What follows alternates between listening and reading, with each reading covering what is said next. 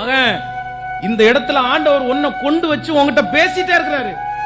உங்க சர்ச்சில் கூட்டிட்டு வச்சு கர்த்தர் உங்க பாஸ்டர் மூலமா உங்கள்கிட்ட பேசிட்டே இருக்கிறாரு. நீங்க டிவியை திறந்த ஆண்டவர் உங்கள்கிட்ட பேசுறாரு. நீங்க மொபைலை ஓபன் பண்ண ஆண்டவர் உங்கள்கிட்ட பேசுறாரு.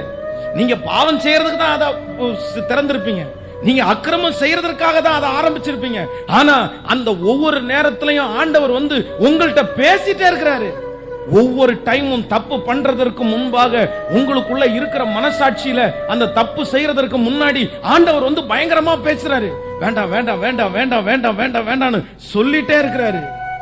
ஆனா ஒரே ஒரு ஜாக்கிரதை, ஆண்டவர் எந்த தண்டனை கொடுத்தாலும் அதை வந்து அனுபவிச்சிடலாம், எந்த தண்டனை கொடுத்தாலும் வாங்கிக்கலாம். ஆனா அவர் பேசாம இருக்கிற பனிஷ்மெண்ட்டை மட்டும் உன்னால தாங்கவே முடியாதுப்பா. மாறிடுங்க பிரதர், மகா மாறிடு.